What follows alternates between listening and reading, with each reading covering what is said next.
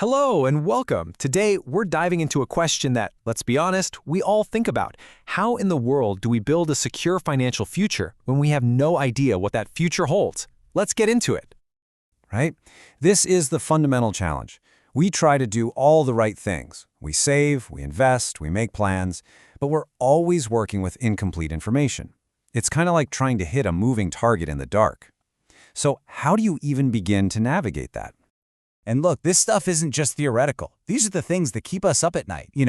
Will I actually have enough money to retire? What happens if I get sick and can't work? And on top of all that, we now have these massive, systemic risks to worry about, like the financial fallout from climate change, or just good old inflation eating away at our savings. How do you solve for all of this? Well, as it turns out, there's a whole profession that's dedicated to exactly this problem. And they're called actuaries. Seriously, you can think of them as financial architects, or maybe fortune tellers who use advanced math instead of a crystal ball. Their entire job is to measure risk, to manage uncertainty, and basically to design the systems that make our financial future a whole lot more predictable. So, what's their secret weapon? It's a really powerful framework called the Actuarial Control Cycle. Now, I know this diagram might look a little complicated at first glance, but it's actually a super logical, repeatable process for solving incredibly complex problems. And it's going to be our roadmap for the rest of this explainer. At its heart, the cycle really just boils down to three common sense steps. First, you specify the problem. You got to know exactly what risks you're dealing with and who they affect. Second, you develop the solution. This is where you actually design a product or strategy to manage that risk. And third, and this is absolutely crucial, you monitor the experience. You are constantly checking to see if your solution is actually working in the real world. Let's break that down step by step. All right, let's kick things off with step one, specifying the problem, because you can't even begin to build a solution until you know exactly what you're up against. And this isn't about just vaguely worrying about what might go wrong. No, actuaries get incredibly specific. They identify and they catalog every single potential risk, from the massive economy-wide shifts right down to the things that affect us as individuals. A huge part of this is putting risks into different buckets. You have your systematic risk, that's the big stuff that affects pretty much everyone, like a recession or a global pandemic. You can't really avoid it. But then you have diversifiable risk, which is specific to, say, one single company. And that you can manage by, not putting all your eggs in one basket. Getting this distinction right is absolutely fundamental. But defining the problem isn't just about the numbers. It's also about the people. Take a company pension plan, for example. The problem isn't as simple as how do we fund retirement? It's this delicate balancing act.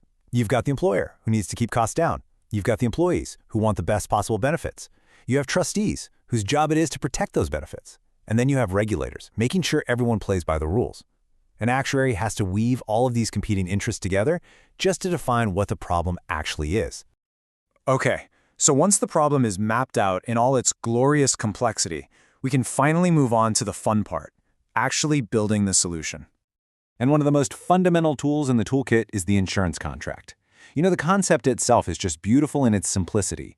You pay a small, manageable amount, your premium, and in exchange you transfer a huge, potentially life-altering financial risk over to someone else. It's an incredible invention for managing uncertainty. So where does the money come from to make good on these big promises? Well, it comes from investments. Actuaries are like master chefs, combining different ingredients, or asset classes, to get the right mix.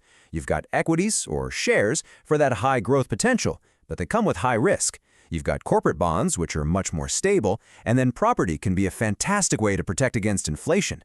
The real art is blending these together to generate growth while keeping the promises secure. And this whole process gives us the products we rely on. Things like term assurance, which gives your family a lump sum if you die unexpectedly. Or annuities, which are amazing because they turn your retirement pot into a guaranteed paycheck for the rest of your life. And there's even something called reinsurance, which is literally insurance for insurance companies. It protects them from truly massive disasters. All of these are solutions that are carefully engineered through this process. So the problem is defined, the solution is built. We're done, right? Ha, not even close. Now we come to what is arguably the most important step in the entire cycle, monitoring the experience. This is the reality check. Because this is the question you always have to be asking.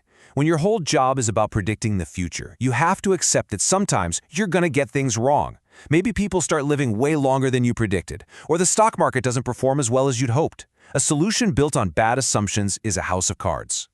And this is where the real work begins. Actuaries are constantly, relentlessly tracking what's actually happening in the real world, how many claims are coming in, what the investment returns really are, and they compare it line by line against the assumptions they made at the very beginning. This is not a one-and-done check-in. It is a non-stop process. So take a look at this. It's super simple.